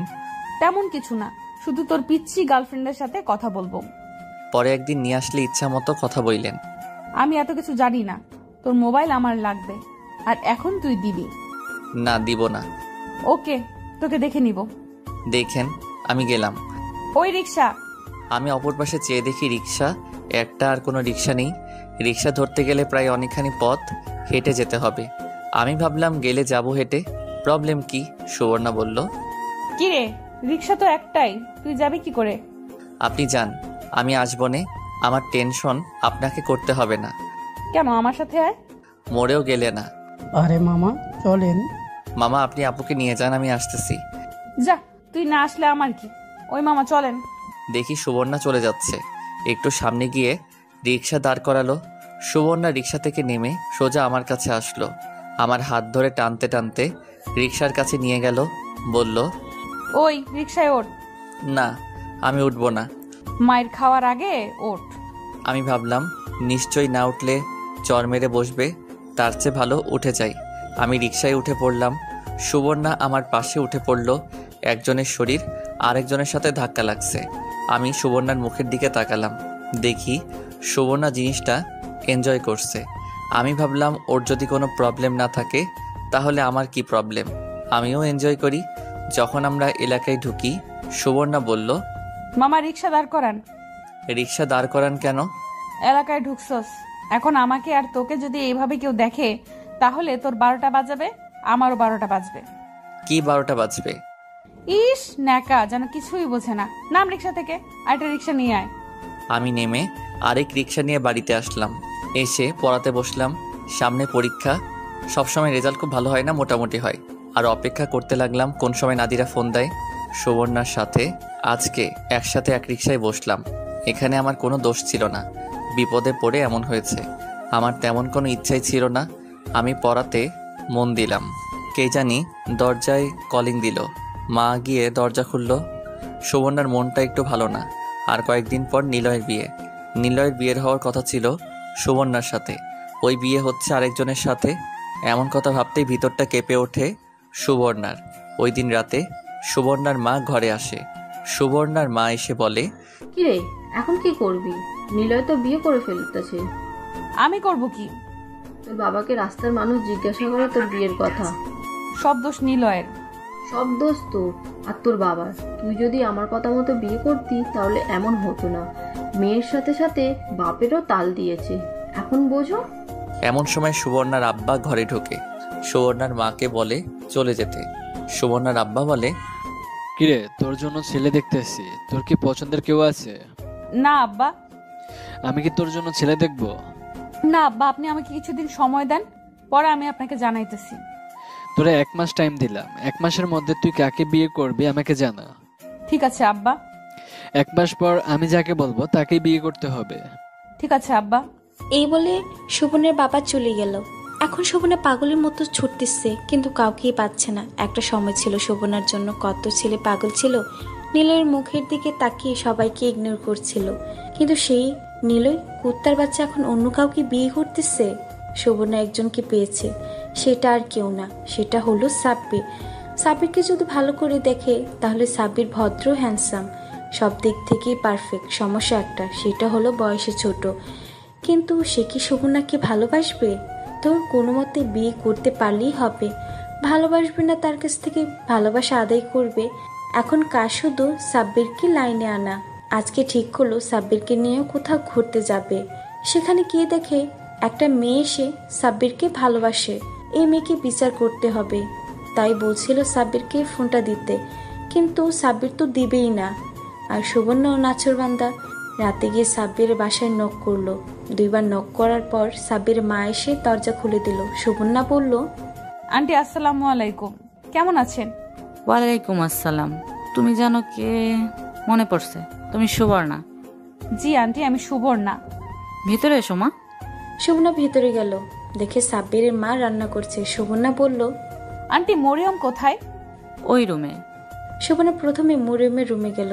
মরিয়ম সুবর্ণাকে দেখে দৌড়ে এসে জড়িয়ে ধরলো। সুবর্ণা আপু, তুমি আসছো? আমি তো বিশ্বাসই করতে পারছি না। তুমি কেমন আছো? জি আপু, অনেক ভালো। দেখি তুমি কি করতেছো? মরিয়ম সুবর্ণাকে অনেকগুলা ফুল দেখালো, যেগুলা মরিয়ম নিজের হাতে বানিয়েছিল। তারপর কিছু বই দেখালো, যেগুলো সে পড়ছিল। আরো অনেক কিছু দেখালো। শেষমেশ কিছু পরীক্ষার কিছু সাজেশন নিয়ে সুবর্ণা মরিয়মের রুম থেকে এসে সাব্বিরের মার কাছে এসে দেখে সাব্বিরের মা রান্না করছে। সুবর্ণাকে সাব্বিরের মাকে হেল্প করতে লাগলো। আরে কি করতেছো? দাও আমি করি। আন্টি, নুডলস আমি খুব ভালো রান্না করতে পারি। আরে তুমি করতে যাবে কেন? তুমি আসছো আমাদের মেহমান। আন্টি লজ্জা নিয়েন না, আপনি তো আমার মায়ের মতো, আপনাকে সাহায্য করা আমার কর্তব্য। মা, তুমি জানো কি করো? আন্টি আমি ব্যাংকে চাকরি করি। খুব ভালো। আর আমার পোলায় সারাদিন ঘুরে খায় আর পরীক্ষায় ফেল করে। সাকিবের কথা বলেন, ও তো খুব ভদ্র, আমার সাথে খুব ভালো ব্যবহার করে। যাও, এই নুডলসটুকু সাকিবকে দিয়ে আসো, আর এটা মরিয়মকে। আন্টি আঙ্কেল বাসায় নাই? না, এখনো আসেনি। ও ওকে, দিন, আমাকে দিন। সুবর্ণা মরিয়মকে দিয়ে আমার ঘরে গিয়ে টোকা দিল। আমি ভাবতেছি কে আসলো, কণ্ঠ চেনা চেনা লাগতেছে। দূর, সেসব দেখে লাভ নাই, আমার পড়া আমি পড়ি। একটু পর কে জানি দরজায় টোকা দিল। আমি বললাম ভিতরে আসেন। ভিতরে দেখি সুবর্ণা প্রবেশ করলো। সুবর্ণাকে দেখে আমি অবাক। আমি বললাম, আপনি এখানে? চুপ, এনে নুডলস খা। খাবো না। আমি দিছি না, তোর মা দিছে। আপনি আমাদের বাসায় কি করছেন? এসেছি তোর মার সাথে কথা বলতে। মার সাথে কি বলবেন? বলবো তুই আজকে একটা মেয়ের থেকে প্রপোজ পাইছিস এবং তোর নাম্বার নিয়েছে। তোরা আজকে রাতে কথা বলবি আর বানিয়ে বানিয়ে বলবো তুই মেয়েকে কিস করেছিস। তোরা একসাথে অনেক জায়গায় যাওয়ার প্ল্যান করছিস। এমন কথা শুনে আমি স্তম্ভিত। সুবর্ণা বলে, কি? আপনি কি চান? তোর মোবাইল। আমি হেসে বললাম, এটা আমাকে আগে বললে হতো না? এই জন্য এসব মাকে বলতে যাবেন কেন? তোর মোবাইল রেডি কর, আমি যাওয়ার সময় নিয়ে যাব। কিন্তু আপনিও তো বলছিলেন আপনার মোবাইলটা আমাকে দিবেন। এই নে ধর, লক 2580। নুডলস খা। ওকে। এই বলে সুবর্ণা চলে গেল, কিন্তু আমার ভিতর থেকে ভয় যাচ্ছে না। যদি বলে দেয় সুবর্ণা মাকে, তাহলে আব্বার কানে গেলে আমাকে বাড়ি থেকে বের করে দিবে। এমনিতেই পরীক্ষার রেজাল্ট ভালো না, আবার যদি শুনে আমি এগুলো করি। আমি আরিপিতে শুনতে লাগলাম সুবর্ণা মাকে কি বলে। দেখি সুবর্ণা আর মা একসাথে বসছে নুডলস খাওয়ার জন্য। মা সুবর্ণাকে বলল, শুনছিলাম নিলয়ের সাথে তোমার বিবাহ হওয়ার কথা ছিল, কিন্তু নিলয়ের বিয়ের কার্ডে দেখলাম অন্য কেউ। এই কথা শুনে সুবর্ণা ফুপিয়ে ফুপিয়ে কেঁদে উঠল, আর কেঁদে কেঁদে বলতে লাগলো, আন্টি আমি কি ভুল করেছিলাম? নিলয় আমার সাথে কি করে এমনটা করতে পারলো? আরে কেঁদো না, কেঁদো না মা। এই বলে মা সুবর্ণাকে জড়িয়ে ধরে সান্ত্বনা দিতে লাগলো। আন্টি আমি কি দোষ করেছিলাম? সুবর্ণা কেঁদেই চলল। সুবর্ণার চোখ বেয়ে পানি পড়তে লাগলো। সুবর্ণার কষ্ট দেখে আমার অনেক খারাপ লাগলো। আসলে সুবর্ণা অনেক কষ্টে আছে। আর 4 দিন পর নিলয় ভাইয়ের বিয়ে। সেই দিন সুবর্ণা কি করবে যদি কোনো অঘটন ঘটিয়ে ফেলে? জানি মা, তোমার কোনো দোষ নেই। আসলে নিলয় তোমাকে বুঝতে পারেনি। মার সান্ত্বনা দেওয়াতে সুবর্ণা কান্না থামালো। এমন সময় দরজায় কলিং দিল। মা গিয়ে দরজা খুলল, দেখি আব্বা আসছে। আব্বাকে দেখে সুবর্ণা মাথায় কাপড় দিল আর সালাম দিল। আব্বা বলল, তুমি জানো কে? ও পাশের বাড়ির সুবর্ণা। তুমি কেমন আছো? জি আঙ্কেল, ভালো। খাওয়া দাওয়া করছো? জি আঙ্কেল। কি খাওয়া দাওয়া করছো? আমাদের সাথে ডিনার করে যাবে? জি না আঙ্কেল, আমি খেয়েছি। সাকিবের মা ডিনার রেডি করো, তুমি খেয়ে যাবে। মা তুমি এসো আমাদের সাথে। সুবর্ণা মার সাথে রান্নাঘরে চলে গেল। ওইখান থেকে কথা তেমন আসে না, এরপরও শোনা যাচ্ছে। সুবর্ণা বলছে, দেন আন্টি আমি করি। তুমি করতে যাবে কেন? তুমি আসো, গিয়ে সাকিবের পড়াতে একটু সাহায্য করো। দেন আন্টি আমি এটা করে যাই। আমি ভাবলাম সুবর্ণা তাহলে আমার রুমে আসবে। আমি সুবর্ণার মোবাইল টিপতে লাগলাম। উড়াধুরা কতক্ষণ ছবি তুললাম। সুবর্ণার মোবাইল আমার থেকে অনেক ভালো আর দামি। এমন সময় সুবর্ণা ঘরে প্রবেশ করলো আর বলল, কিরে পড়ালেখা কেমন চলছে? ভালো। ভালো না চাই? আপু আপনার মোবাইলের সাথে আমার মোবাইল চেঞ্জ করবেন? আমার মোবাইল তোর পছন্দ হয়েছে? যা, আজ থেকে আমার মোবাইল তোর। সত্যি? আরে মজা করছিলাম, আমার এত লোভ নাই। তুই না বললি ব্যাংক অ্যাকাউন্ট খুলবি? ইচ্ছা ছিল, কিন্তু আপনি তো আমাকে মেরেই ফেলতেন যদি আপনার সামনে পড়তাম। তোরে বলেছে, দে তোর ফর্মটা। ফর্মটা নিয়ে কি জানি করলো আর বলল আইডি কার্ডের ফটোকপি দিতাম। ফর্মটা নিয়ে আর কলম নিয়ে মোবাইল নিয়ে মার কাছে গেল। কিছুক্ষণ পর ফিরে আসলো আর বলল, তুই কিছুদিন পর গিয়ে ব্যাংক থেকে ক্রেডিট কার্ড নিয়ে আসবি। ওকে আপু। দেখি তুই কি পড়াশোনা করতেছিস। সুবর্ণা আমার বই নিয়ে দেখতে লাগলো। সুবর্ণা এটা সেটা জিজ্ঞেস করতে লাগলো। আমি সুবর্ণার মুখের দিকে তাকিয়ে রইলাম। আসলে সুবর্ণা অনেক সুন্দরী। কেন জানি মনে হচ্ছে সুবর্ণার মতোই একটি মেয়ে আমি খুঁজতেছিলাম। ঠোঁটে হালকা লিপস্টিক, মুখে তেমন মেকআপের ছোঁয়া নাই, তেমন মোটা না আবার তেমন চিকনও না, বলা যায় মাঝামাঝি। বয়সের তুলনায় একদম পারফেক্ট। কিন্তু সমস্যা একটা রয়েই যায়, আমার থেকে বড় যদি ভালোবাসার কথা বলি, না জানি আমাকে খুন করে ফেলে। তার চেয়ে ভালো সেই মিষ্টি মেয়ে নাদিরার সাথে প্রেম করা। কিরে আমার দিকে তাকিয়ে কি ভাবতেছস? না, ভাবতেছি আপনি অনেক সুন্দরী। কি বললি আবার বল। কিছু না। সুবর্ণা বসা থেকে উঠে আমার কাছে আসলো, বলল, এবার বল। আমি আপুর কানের কাছে গিয়ে বললাম, আপু আপনি অনেক সুন্দরী। এই বলে আমি দৌড় দিয়ে বাথরুমে চলে গেলাম। কিছুক্ষণ পর বের হলাম, দেখি মা ডাকছে খাওয়ার জন্য। আমরা সবাই মিলে ডিনার করলাম, সাথে সুবর্ণাও। ডিনার শেষ করার পর আব্বা বলল সুবর্ণাকে বাসায় দিয়ে আসতে। আমি আর সুবর্ণা লিফটে উঠলাম। লিফটে উঠে সুবর্ণা বলল, আসলে আমি একটু সুন্দরী না। যদি এতই সুন্দরী হতাম তাহলে নিলয় আমার সাথে এমন করবে কেন? তা জানি না। দে তোর নাম্বার দে। আমি আমার মোবাইল দিয়ে দিলাম। আমি সুবর্ণাকে বাসায় দিয়ে আসলাম। বাসায় এসে শুয়ে শুয়ে সুবর্ণার ফেসবুক আইডি দেখতেছিলাম। দেখি তার সিগারেট খাওয়া ছবিগুলো। কোনো কিছুই না ভেবে সবগুলো ছবি ডিলিট করে দিলাম। না জানি পরে কি করে। দৌড় দেখা যাবে। সুবর্ণা মোবাইল নিল কি জন্য সেটাই তো বুঝলাম না। রাতে তো নাদিরার ফোন দেওয়ার কথা, তাহলে কি নাদিরার সাথে কথা বলার জন্য নিয়েছে? ঘুমাই। সকালে ঘুম থেকে উঠে কলেজে গেলাম। গিয়ে স্বামীর সাথে দেখা। স্বামী বলল, তোর মোবাইল সুবর্ণার কাছে দিয়েছিস কেন? আমি দিতে চাইনি, জোর করে নিয়েছে। তুই জানলি কি করে? জানবো না? রাতে নাদিরা তোর মোবাইলে ফোন দিছিল, পরে সুবর্ণা ধরে নাদিরাকে অনেক বাজে কথা বলছে যদি তোর আশেপাশে তারে দেখে তার খবর আছে। মেয়েটি খুব আশা করে তোকে বলেছিল। আমি যদি জানতাম এরকম কিছু হবে তাহলে জীবনেও দিতাম না। আর সুবর্ণা আমাকে থ্রেট দিয়েছে, যদি মোবাইল না দেই তাহলে বলে দিবে আমার আর নাদিরার কথা। কি বলবে? তোদের তো আগামীকাল দেখাই হলো, আর প্রথম কথা বললি। সুবর্ণাকে তুই চিনিস না, ও বানিয়ে বানিয়ে কত কিছু বলতো। দেখ কখন থেকে কাঁদতাছে। দেখি সত্যি সত্যি নাদিরা কাঁদতেছে। তার কাঁদা দেখে আমারও খারাপ লাগছে। এখন আমি কি বলবো? তুই গিয়ে সরি বল। ওকে সরি বলবো, কিন্তু তুই নাদিরাকে বলে দিস ও যেন আমাকে আর কল না দেয়।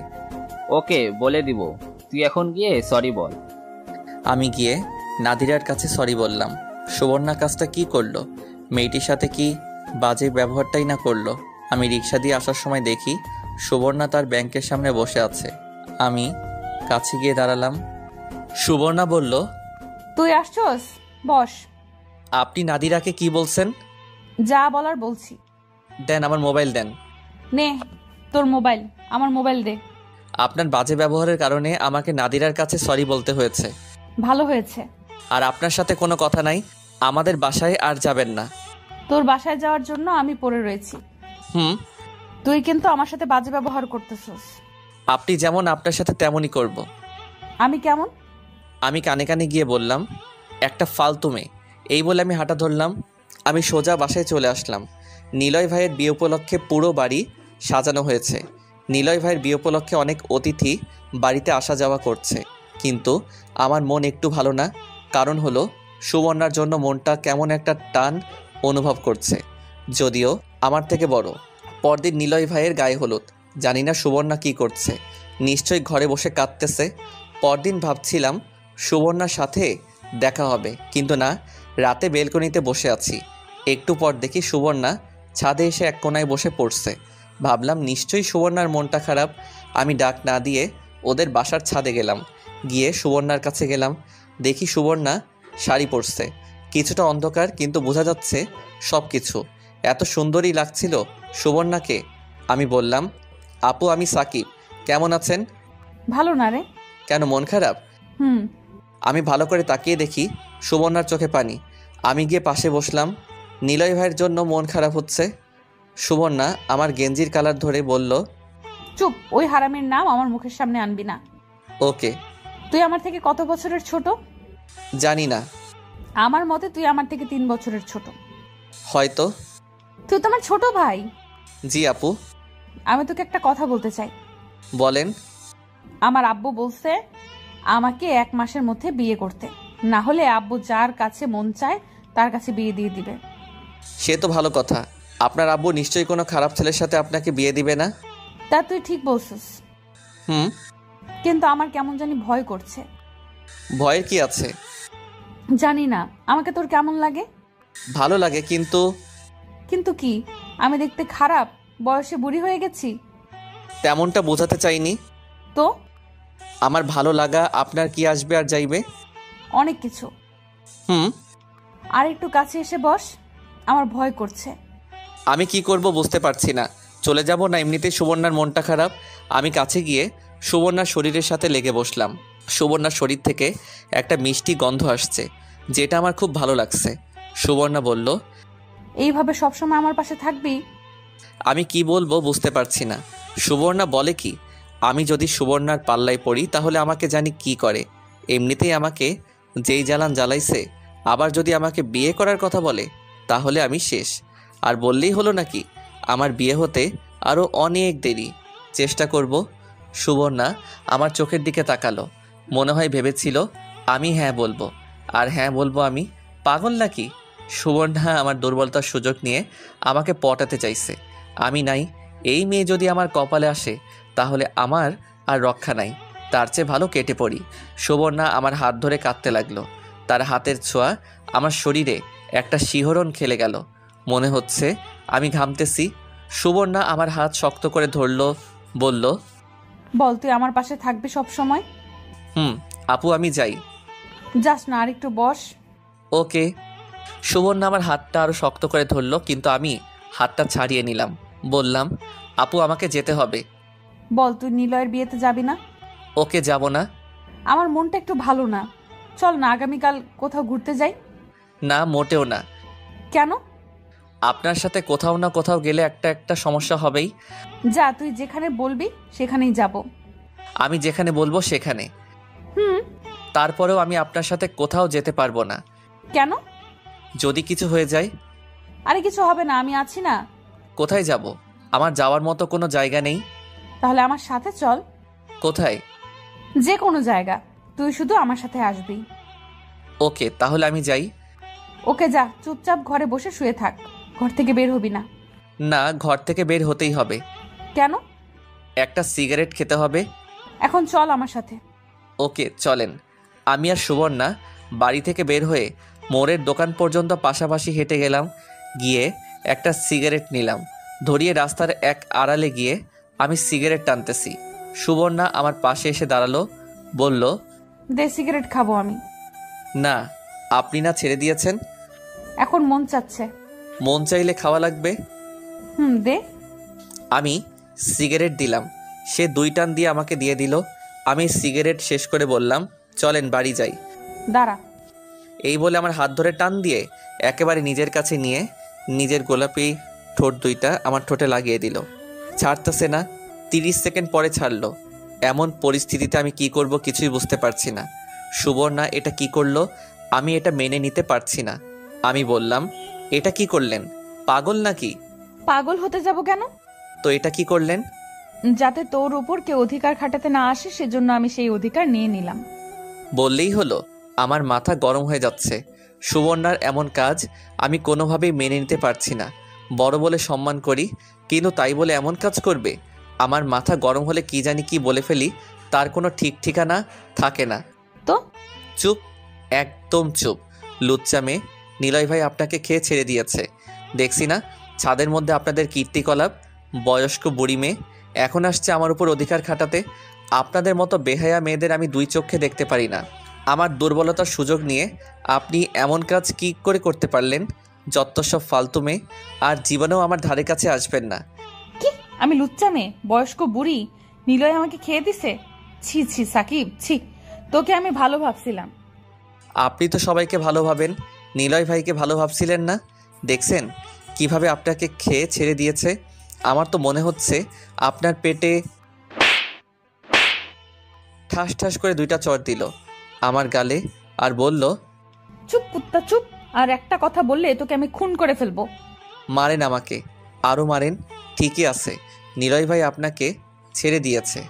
আপনার মতো মেয়েদের এমন হওয়াই উচিত। চুপ, কোনো কথা বলবি না। এই বলে সুবর্ণা জোরে জোরে চিৎকার করে কাঁদতে লাগলো। আমার যেন কি হয়ে গেছে, আমার মাথা ঠিকমতো কাজ করছে না। প্লিজ আপু, আমাকে ছেড়ে দেন, আমাকে আর জ্বালায়েন না। আমরা এই 1 মাসের মধ্যে আব্বাকে বলে বাসা ছেড়ে দেওয়ার চেষ্টা করতেছি। প্লিজ, আল্লাহর দোহাই লাগে, আমাকে আর জ্বালায়েন না। এই বলে আমি চলে আসলাম। আমার মাথায় রক্ত উঠে গেছে। কি কি জানি বলছিলাম সেটাই এখন খেয়াল আসছে না। বাসায় এসে দরজা বন্ধ করে শুয়ে পড়লাম। সাব্বির যাওয়ার পর সুবর্ণা সেখানেই দাঁড়িয়ে রইল। সুবর্ণার মাথা ঠিকমতো কাজ করছে না। কী সব ভাষা বলছে সাব্বির। সাব্বির এত নোংরা কথা বলতে পারে সুবর্ণার আগে জানতো না। এর বিচার সুবর্ণা করবে। সুবর্ণা সেখানে দাঁড়িয়ে কাঁদতে লাগলো। চোখ মুছে বাড়ির দিকে হাঁটা ধরলো। বাসায় এসে সুবর্ণা কোনো কথা না বলে শুয়ে পড়লো। শুয়ে শুয়ে ভাবতে লাগলো, সাব্বির এত নিচে নামতে পারে? নিলয় তো সুবর্ণাকে এত নোংরা কথা বলেনি। সাব্বিরকে এর শিক্ষা দিতে হবে। সুবর্ণা এমন কি করলো? শুধু একটা কিসই তো করলো। আর কিস তো প্রত্যেক ছেলেই পছন্দ করে। সকল ছেলেরাই তো চায় তার প্রিয়জনের কাছ থেকে। সাব্বির হয়তো এসব প্রথম, তাই মেনে নিতে পারিনি। আর আমারই সব ভুল, আমি বেশি তাড়াহুড়া করে ফেলছি। কিন্তু সাব্বির, সে যে কথাগুলো বলল তা কখনো মেনে নেওয়া যায় না। আর এজন্য সাব্বিরকে কখনো ক্ষমা করতে পারবো না। এই শিক্ষা সাব্বিরকে দিতে হবে। কিন্তু কিভাবে? শোভনা একটা বুদ্ধি বের করলো। সাব্বিরকে কোনো কিছু না জানিয়ে ডিরেক্ট বিয়ে করতে হবে। এর জন্য সবার আগে সাব্বিরের মা বাবার পারমিশন নিতে হবে। শোভনার টাকা পয়সার কোনো অভাব নেই, যত টাকা দাবি করবে তত টাকাই দিতে পারবে। জায়গা জমি সব আছে শোভনার, শুধু নেই একটা মনের মতো মানুষ, যাকে সে নিজের মতো করে রাখতে পারবে, নিজের রাগ অভিমান দুঃখ কষ্ট বলতে পারবে। এসব ভাবতে ভাবতে শোভনা ঘুমিয়ে পড়ল। পরের দিন নিলয় কুত্তার বিয়ে, এর জন্য সেই দিন শোভনা বাসা থেকে বের হয়নি। 2 দিন পর সকালে খেয়াল করলো, দেখলো কখন সাব্বির কলেজে যায়। সাব্বির কলেজে যাওয়ার পর শোভনা চলে গেল তাদের ফ্ল্যাটে। শোভনা সাব্বিরদের বাসায় গিয়ে নক করলো। সাব্বির মা এসে দরজা খুললো। শোভনা বলল, আন্টি কেমন আছেন? আরে সুবর্ণা, মা কেমন আছো তুমি? ভিতরে আসো। জি আন্টি, ভালো, আপনি? আলহামদুলিল্লাহ ভালো, ভিতরে আসো। শোভনা ভিতরে গেল, দেখলো সাব্বিরের মা সবজি কাটছে। শোভনা বলল, আন্টি দেন আমি কাটি, আপনি বসেন। আরে তুমি কেন কাটতে যাবে? তুমি মেহমান আসছো, বসো। আন্টি মেহমান বলে লজ্জা দিয়েন না, আর আমি সকালে অবসর থাকি। তুমি না ব্যাংকে চাকরি করো? আজকে ভালো লাগছিল না, তাই ব্যাংক থেকে ছুটি নিয়েছি। কেন, কি হয়েছে? শরীর খারাপ? জি না আন্টি, মনটা ভালো না। বুঝেছি, নিলয়ের জন্য মন খারাপ হচ্ছে। আন্টি প্লিজ ওই কুত্তার নাম মুখে আনবেন না, ও আমার জীবনটা শেষ করে দিয়েছে। জীবনেও আমি তাকে ক্ষমা করব না। থাক না, ক্ষমা করে দাও, হয়তো তোমার জন্য নিলয়ের থেকে ভালো কেউ অপেক্ষা করছে। আন্টি তাই যেন হয়। তোমাকে কি কোনো ছেলে দেখতে আসছে? এক সময় অনেক প্রস্তাব আসতো, কিন্তু নিলয়ের জন্য সবাইকে না করে দিয়েছি। এখন যেহেতু বয়স বেশি হয়ে গেছে, তাই কেউ আর দেখতে আসছে না, কারণ সবাই চায় কম বয়সী মেয়ে বিয়ে করতে। এখন তুমি কি করবা? এভাবেই সারা জীবন পড়ে থাকবা? না আব্বা, আমাকে 1 মাসের সময় দিয়েছে নিজের পছন্দের ছেলে খুঁজে বের করতে। 1 মাস পরে আব্বার পছন্দে আমাকে বিয়ে করতে হবে। আরে মন খারাপ করার কি আছে? দেখো, আল্লাহ তোমাকে উত্তম সঙ্গী দান করবেন। তাই যেন হয়। সবজি কেটে সাব্বিরের মা রান্নার কাজে হেল্প করলো শোভনা। দুপুরের দিকে শোভনা বাসায় এসে আসলো। পরের দিন ব্যাংক থেকে এসে বিকালের দিকে আবার সাব্বিরদের বাসে গেল শোভনা। গিয়ে দরজায় নক করলো, দেখে সাব্বির এসে দরজা খুললো। অনেকটা অবাক হয়ে সাব্বির বলল, আপনি এখানে কেন আসছেন? কেন? আমি তোর কাছে আসছি? আমি আসছি তোর মার কাছে। আমার মার সাথে কি কাজ আমাকে বলেন। সেসব জেনে তোর কি লাভ? সর সামনে থেকে। আবার কি প্যাঁচ লাগাতে আসছেন? সরবি নাকি তোর মাকে ডাক দিব? মা অসুস্থ, কথা বলতে পারবে না, এখন চলে যান। সর বলতেছি। না। এই বলে শোভনা সাব্বিরকে ধাক্কা দিয়ে ঘরে ঢুকলো। সাব্বিরের মুখের দিকে তাকিয়ে একটা ভেংসি মারলো। সাব্বির মার কাছে চলে আসলো। সাব্বির সেখানে ঠায় দাঁড়িয়ে রইল। শোভনা সাব্বিরের মাকে ডাক দিল, আন্টি আপনার বলে শরীর ভালো না? সুবর্ণা মা, তুমি আসছো? গতকাল রাত থেকে শরীরটা ভালো যাচ্ছে না। কি হয়েছে? মনে হয় জ্বর আসছে। শোভনা সাব্বিরের মার কপাল ধরে তাপমাত্রা চেক করতে লাগলো। আপনার তো অনেক জ্বর, ওষুধ খেয়েছেন? না, সাকিবের আব্বা আসার সময় নিয়ে আসবে। আঙ্কেল কখন আসবেন? রাতে। এতক্ষণ অপেক্ষা করবেন? দাঁড়ান, আমি সাকিবকে পাঠাচ্ছি ওষুধ আনতে। তুমি কেন শুধু শুধু কষ্ট করতে যাবে? আন্টি এখন ওষুধ না খেলে জ্বর আরো বাড়বে। এই বলে শোভনা সাব্বিরের রুমে আসলো। এসে সাব্বিরের রুমে টোকা দিয়ে ভেতরে ঢুকে পড়লো। আসবো দেখি সাব্বির ট্রাউজার আর গেঞ্জি পরে রেডি হচ্ছে। শোভনাকে দেখে চুপচাপ দাঁড়িয়ে পড়লো। বলল, আপনি এখানে কেন? কোথায় যাওয়া হচ্ছে? ফুটবল খেলবো। কোথায়? ওই সামনে একটা মাঠ আছে না, ওইখানে আমার বন্ধু সামিদের সাথে। ওইখানের পোলাপান কিন্তু ভালো না। সেই চিন্তা আপনাকে করতে হবে না। আর আপনি আমাদের বাসায় কি করেন? আপনার মতলব তো ভালো ঠেকছে না। তোর মার শরীরে অনেক জ্বর, আমি কয়টা ওষুধের নাম বলছি, ওই ওষুধগুলো কিনে দিয়ে যা। বলেন, নাম বলেন। শোভনা ওষুধের নাম বলল। সাব্বির সেগুলো নোট করলো মোবাইলে। শোভনা বলল, আর আসার সময় একটা স্যুপ নিয়ে আসিস। মরিয়ম কোথায়? মনে হয় ছাদে গিয়েছে খেলতে। ওকে যা, এই ওষুধগুলো নিয়ে আস, এইগুলো দিয়ে তারপর খেলতে যা। ওকে। এই বলে সাব্বির চলে গেল। কিছুক্ষণ পর ওষুধ আর স্যুপ নিয়ে আসলো সাব্বির। সাব্বির বলল, আপনি এত ভালো হলেন কবে? আমার তো বিশ্বাস হচ্ছে না। নিশ্চয়ই আপনার কোনো কুমতলব আছে। আমি তো সব সময় ভালোই ছিলাম, তুই শুধু আমাকে বুঝলি না। তুই না বলে খেলতে যাবি, যা, পারলে মরিয়মকে ডাক দিয়ে যা। এই বলে সাব্বির দরজা লাগিয়ে দিল। সুবর্ণা প্রথমে স্যুপটা রান্না করলো, রান্না করে সাব্বিরের মাকে খাইয়ে দিল, তারপর ওষুধ খাওয়ালো। সুবর্ণা বলল, আজ যদি আপনার ছেলের বউ থাকতো তাহলে আপনার এত কষ্ট করতে হতো না। তা তুমি ঠিক বলেছো মা, কিন্তু এই বলদের কে বিয়ে করবে? পরীক্ষার রেজাল্টও ভালো না, না পাবে কোনো চাকরি। হ্যারে নিয়ে খুব টেনশনে আছি। হ্যারে কত বলি ভালো করে পড়াশোনা করতে, কিন্তু কে শুনে কার কথা? বিয়ে করলে সব ঠিক হয়ে যাবে। কিন্তু হ্যারে কে বিয়ে করবো? চাকরি নিয়ে টেনশন করতে হবে না, আমার ব্যাংকের কোনো এক পোস্টে তারে ঢুকিয়ে দেবো, সমস্যা নেই। ওকে মা, সেটা পরে দেখা যাবে। এখন শরীরটা কেমন লাগছে? আগের থেকে অনেক ভালো। আন্টি তাহলে আমি যাই? বসো, আর একটু পরে যাও। ওকে। মা, তোমাদের ব্যাংক থেকে কি লোন নেওয়া যায়? লোন নিয়ে কি করবেন? তোমার আঙ্কেল একটা ফ্ল্যাট কেনার চিন্তা করছে। এভাবে আর কত অন্যের বাসায় ভাড়া থাকবো, তাই একটা ফ্ল্যাট কেনার চিন্তা ভাবনা করছে। কিন্তু ফ্ল্যাট কিনতে যে টাকা লাগে তা এখন তোমার আঙ্কেলের কাছে নাই। 10 লক্ষ টাকার মতো শর্ট পড়ে। এখন তোমার আঙ্কেল ভাবতেছে ব্যাংক থেকে টাকা লোন নেবে। লোন দেওয়া যাবে, এই বিষয়ে আমি আঙ্কেলের সাথে কথা বলবো। ওকে, তুমি আঙ্কেলের সাথে কথা বললো, অনেক উপকার হবে। আপনি কোনো টেনশন করিয়েন না, আমি আঙ্কেলের সাথে কথা বলতেছি। ওকে, যাও, যাওয়ার সময় মরিয়মকে ডাক দিয়ে যেও। ওকে। সুবর্ণা ঘর থেকে বেরিয়ে যায়। এমন সময় আবার সাব্বিরের সাথে দেখা। সাব্বিরকে দেখে সুবর্ণা ভেঙচি মেরে বলল, আমাকে ওই দিন নোংরা ভাষায় গালিগালাজ করছিলি না, সেই বিচার তোর করতেছি, কিছুদিন অপেক্ষা কর। কি গালিগালাজ করছি? যেটা সত্যি সেটাই তো বললাম। আবার এর শাস্তি আমি তোকে নিজ হাতে দিব। দেখবো নে, প্লিজ আমাদের বাসায় আইসেন না। আসবো না কেন, 100 বার আসবো। জানতো এখান থেকে। তোর মা বলছে মরিয়মকে ডাক দিতে। এই বলে মুখ ভেঙচি মেরে চলে আসলো সুবর্ণা। সুবর্ণা বাসায় এসে ভাবলো কাজ অর্ধেক হয়ে গেছে, এখন শুধু প্রস্তাব দেওয়া। আগে নিজে দিব, পরে আব্বার হাতে দেয়াবে। আমি সুবর্ণার আচরণ কিছুই বুঝতে পারছি না। ভাবছিলাম ওই দিন যে অপমান করলাম, তারপর থেকে আর আমাদের বাসার ত্রিসীমানায় দেখব না। এখন দেখছি সে সারাক্ষণ আমাদের বাসায় থাকে। কি মুশকিল না করি আসতে, তারপরও বেহায়ার মতো বলে আসবে। আসলে আসুক, তাতে আমার কি।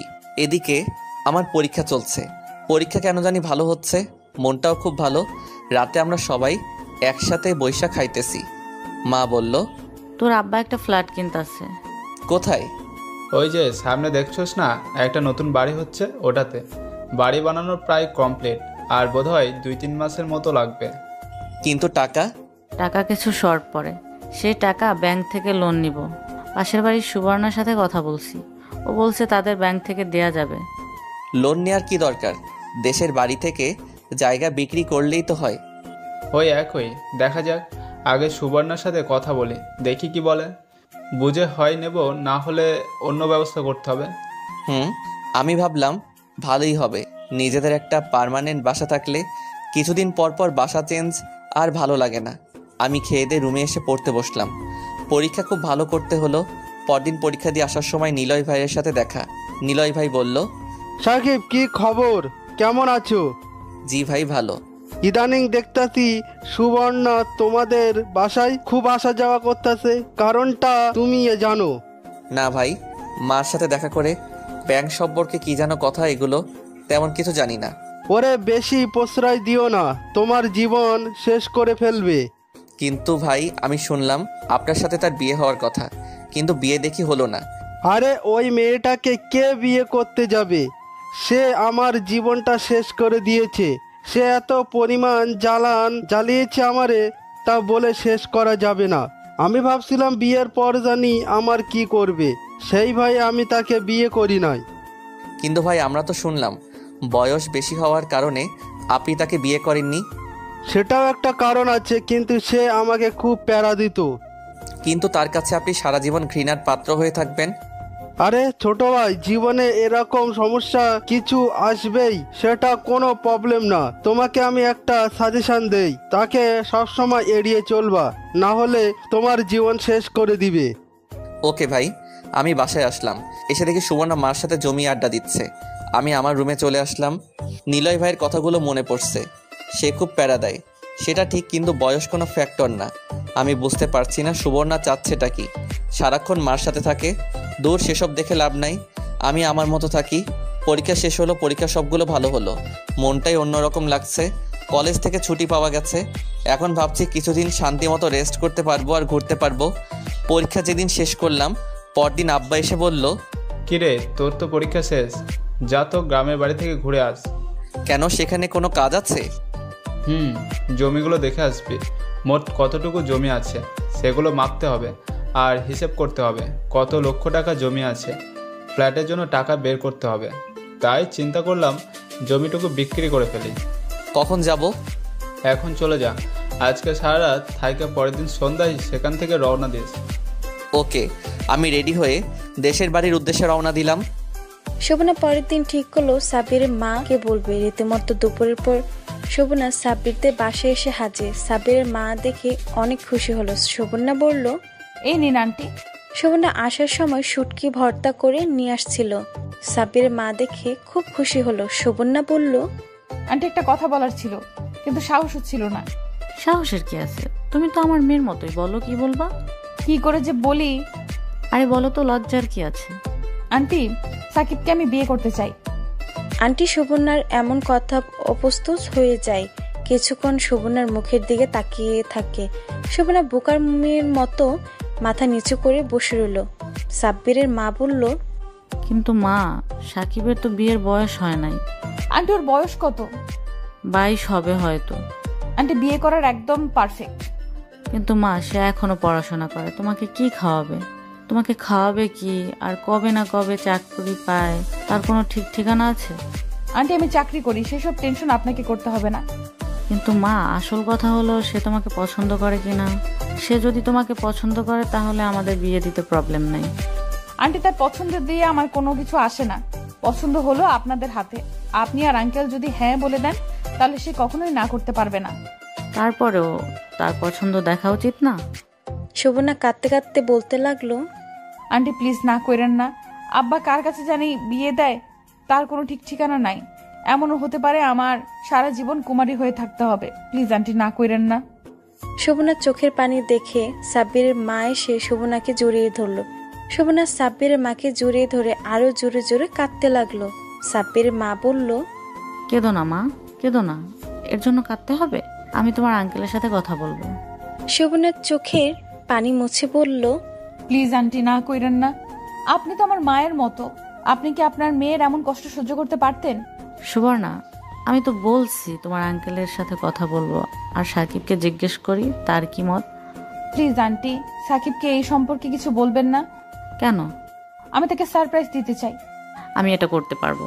সে তোমাকে বিয়ে করবে, তার মত অবশ্যই থাকতে হবে। না আন্টি, তাকে প্লিজ বলবেন না। আপনি আর আঙ্কেল রাজি থাকলেই হবে। ওকে, তোমার আঙ্কেলকে জিজ্ঞাসা করে দেখি। আন্টি প্লিজ না করেন না। আন্টি, আপনার পায়ে পড়ি। আরে কি করছো? ওকে, তুমি আগামীকাল তোমার বাবা আর মাকে নিয়ে আমাদের বাসায় এসো। ওকে, তাহলে আন্টি আমি এখন যাই। ওকে। শোভনার খুশি ধরে না। সাব্বিরের মা ম্যানেজ করে ফেলেছে। এখন শুধু সাব্বিরের বাবা হ্যাঁ বললেই হলো। সাব্বির, তুই রেডি থাক, তোর খবর আছে। এই সবগুলোর বিচার করব বাসর রাতে। পরের দিন যখন দেখলো সাব্বির পরীক্ষা দিয়ে বের হচ্ছে, তখন শোভনা তার মা আর বাবাকে নিয়ে সাব্বিরদের বাসায় হাজির। শোভনার বাবাকে শোভনা আগে থেকেই সবকিছু বলে রেখেছিল।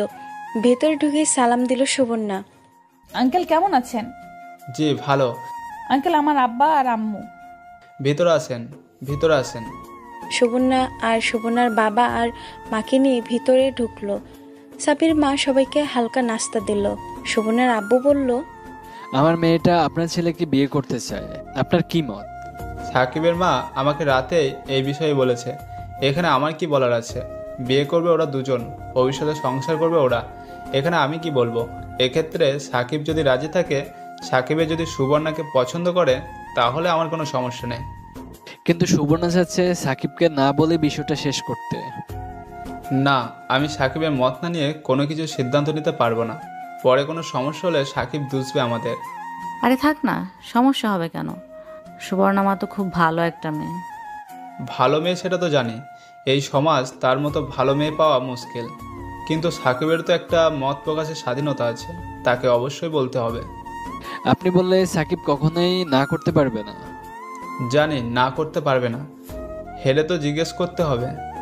শোভনা হাসতেছে, সাব্বিরের আব্বা রাজি হচ্ছে না। শোভনা সাব্বিরের আব্বার পায়ে ধরে কাঁদতে কাঁদতে বলতে লাগে, আঙ্কেল প্লিজ এমন করেন না, আমার মতো অভাগা মেয়েকে আপনি ফিরিয়ে দিয়েন না প্লিজ আঙ্কেল। আমি সব সময় তার বাধ্য হয়ে থাকবো, তাকে কখনো কষ্ট দিব না, সে যা বলবে তাই করব। প্লিজ আঙ্কেল আমাকে ফিরিয়ে দিয়েন না। সাব্বিরের আব্বা সাব্বিরের মার মুখের দিকে তাকালো। তারপর সাব্বিরের আব্বু বলল, মা প্লিজ কেঁদো না, ওঠো। আমি কথা দিলাম তোমার সাথে সাকিবের বিয়ে দেবো, তুমি যেভাবে বলবে সেভাবে। সাব্বির মা এসে শোভনাকে উঠিয়ে নিয়ে গেল। শোভনার আব্বু বলল, তো ভাই আমি চাচ্ছি যত তাড়াতাড়ি কাজটা সম্ভব হয়ে যাক। সেটাই হোক। আমার মাথায় একটা আইডিয়া আসছে, যেটা হলো আমি শুনলাম সাকিবের এখন পরীক্ষা চলছে, পরীক্ষা শেষ হলেই তাকে একদিনের জন্য দেশের বাইরে পাঠিয়ে দিন। এই দিনের ভিতরে আমরা কাজ সেরে ফেলতে চাই। ওকে তাই হোক। আব্বা পকেট থেকে একটা খাম বের করে সাব্বিরের আব্বার দিকে এগিয়ে দিয়ে বলল, বেয়ান, আমার মেয়ের থেকে শুনলাম আপনি একটা ফ্ল্যাট কিনতেছেন, প্লিজ এটা গ্রহণ করুন। সাব্বিরের আব্বা কৌতূহলবশত খামটা হাতে নিয়ে খুলে দেখলো 10 লক্ষ টাকার একটা চেক। অবাক হয়ে প্রশ্ন করলো, বিয়ান, এটা আমি গ্রহণ করতে পারবো না, কারণ তাহলে আপনি আমাদের টাকা দিচ্ছেন, আপনার মেয়েকে দেন নাই। বেয়ান, সেরকম কিছু না, আমাদের পক্ষ থেকে এটা হাদিয়া, আর আপনি তো জানেন হাদিয়া ফিরে দিতে নেই। তারপরেও এটা আমি গ্রহণ করতে পারবো না, এমনিতেই আপনার মেয়ে আমার জন্য অনেক বড় কিছু, প্লিজ এটা আমি গ্রহণ করতে পারবো না। দয়া করে এটা গ্রহণ করুন। সাব্বিরের বাবা কি যেন ভাবলো, তারপর বলল, সুবর্ণা মা, তুমি এটা রাখো পড়ে, তুমি এটা সাকিবকে দিও, দেখো সাকিব গ্রহণ করে কিনা। জি আঙ্কেল। তাহলে বিয়াই আমি উঠি, আমার একটু বের হতে হবে, আপনারা সবাই লাঞ্চ করে যাবেন। আমারও একটু বের হতে হবে। শোভনা সাব্বিরের মারের বাবার পায়ে ধরে সালাম করলো। শোভনা খুশি ধরে না, মরিয়ম যেন খুশিতে। আজ থেকে সাব্বিরের বিয়ে হবে, মরিয়ম খুশি শেষ। বিয়ে হওয়ার আগে ভাবি রাখা শুরু করলো। যথারীতি দিন সাব্বির পরীক্ষা শেষ হলো। পরের দিন সাব্বিরকে যখন দেশের বাড়িতে পাঠিয়ে দিয়েছে, সেদিন থেকে বাড়ি সাজানো হয়েছে। পরের দিন যেদিন সাব্বির আসবে, কথা হয়েছে সাব্বির আসতে আসতে সন্ধ্যা হবে। সন্ধ্যার সময় কাজে ডাকলো। সুবর্ণা যথারীতি কবুল বলে দিল। আর কবুল বলবে না কেন? যার জন্য এত কষ্ট করলো তার জন্য কবুল বলতে কিসের আপত্তি? সুবর্ণা সাব্বিরের ঘরে মাথায় ঘুমটা দিয়ে বসে রইল সাব্বিরের অপেক্ষায়। আমি ভাবি এসব কাজ কেন আমাকে দেয়। যেদিন গিয়েছিলাম পরদিন জমিটুকু মাপলাম অনেক কষ্টে, মেপে হিসেবে করে বিকালের দিকে ঢাকার উদ্দেশ্যে রওনা দিলাম। বাড়ি থেকে ফোন করলে বলে দিলাম আসতে সন্ধ্যা হবে। আমি ঘন্টা 2 জার্নি করে ঢাকায় পৌঁছালাম। পৌঁছে বাড়ির উদ্দেশ্যে রিক্সা নিয়ে রওনা দিলাম।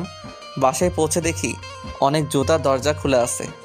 দেখি আমাদের ফ্ল্যাটটা সুন্দর করে সাজানো হয়েছে। আমি ভাবলাম আজকে আবার কিসের অনুষ্ঠান, তাহলে কার বার্থডে খেয়াল করে দেখলাম আমার বার্থডে না, মরিয়মের বার্থডে না, তাহলে কিসের অনুষ্ঠান চেয়ে দেখি সামি আর তার গার্লফ্রেন্ডও আছে। সামি আমার কাছে আসলো আর বলল, দোস্ত না গিয়ে গোসল করে নতুন কাপড় পরে রেডি হো। মানে কি হয়েছে, কিসের অনুষ্ঠান? তোর বিয়ে আজকে। আমি সামির কথা শুনে অবাক। কি, আমার বিয়ে? মজা করস তুই? তোর কি এসব দেখে মজা মনে হচ্ছে? যা দোস্ত গোসল করে রেডি হো। আমার বিয়ে? আমি বিশ্বাস করতে পারতেছি না। আর কার সাথে? বাসর ঘরে ঢুকে দেখতে পারবি। দেখি মা আসছে। মা বলল, এত দেরি করে আসলি কেন? যা গোসল করে রেডি হ। মা কিসের অনুষ্ঠান? সামি বলল আমার নাকি বিয়ে। এটা কি সত্যি? সত্যি। কার সাথে? আমি বিয়ে করব না। তোরে কি বলছি বিয়ে করতে? তোরে বলছি গোসল করে রেডি হতে। এই বলে মা চলে গেল।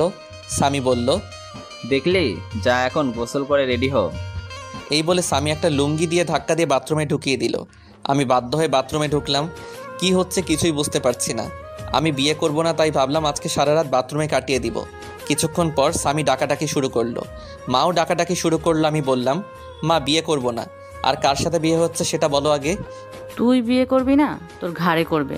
তোরে 5 মিনিট টাইম দিচ্ছি। 5 মিনিটের ভিতরে তুই বাথরুম থেকে বের না হলে দরজা ভেঙে তোরে বের করব। কি করব বুঝতে পারছি না। আমি গোসল করে বাথরুম থেকে বের হলাম। বের হলে স্বামী আমাকে নতুন কাপড় দিল পরার জন্য, একেবারে জামাইয়ের পোশাক। আমি বাধ্য হয়ে জামাইয়ের পোশাক পরে ঘর থেকে বের হলাম। দেখি আব্বাও আসছে। আমার মাথা কোনো কাজ করছে না, কি হচ্ছে আমার সাথে, কার সাথে আমার বিয়ে হচ্ছে। সুবর্ণার সাথে না না না, এ হতে পারে না। সুবর্ণার সাথে বিয়ে হওয়ার থেকে ভালো সারা জীবন বিয়ে না করে থাকা ভালো। স্বামী আমাকে কাজীর সামনে বসালো। কাজী দোয়া পড়ল আর বলল কবুল বলতে। আমি কবুল বলতাম না, ঠিক করে রাখলাম, যত কিছুই হোক আমি কবুল বলবো না। মা এত করে বলতে লাগলো কবুল বলতে, আমি কোনো কথাই কানে নিচ্ছি না। অবশেষে আব্বা বলল কবুল বলতে। আমি মার মুখের দিকে তাকালাম, দেখি মা বলছে কবুল বলতে। আব্বার মুখের দিকে তাকালাম, দেখি আব্বাও বলছে কবুল বলতে। মনে মনে ভাবলাম আব্বা আর আম্মা যেহেতু বলছে কবুল বলতাম, তাহলে সমস্যা কি? আর আব্বা মা তো আমার জন্য কখনো খারাপ মেয়ের সাথে বিয়ে দিবে না। আব্বা আর মার মুখের দিকে তাকিয়ে আমি কবুল বলে দিলাম। সবাই একযোগে উঠল আমিন। আমি কাগজে সিগনেচার করলাম। আমাকে সবাই মিষ্টি খাওয়ালো। এদিক সেদিক ঘুরে আমি আমার ঘর মানে বাসর ঘরে ঢুকলাম। দেখি খুব সুন্দর করে বাসর ঘর সাজানো হয়েছে। দেখি খাটের মাঝখানে একটা মেয়ে বসে আছে, মাথায় ঘোমটা দিয়ে। আমি পায়ে হেঁটে খাটের এক কোণায় বসলাম। আমি আমার কাপা কাপা হাতে মেয়েটার ঘোমটা উঠালাম। ঘোমটা উঠিয়ে যা দেখলাম তা আমার পক্ষে মেনে নেওয়া সম্ভব না। দেখি আমার চিরচেনা শত্রু সুবর্ণা। সিজন 1।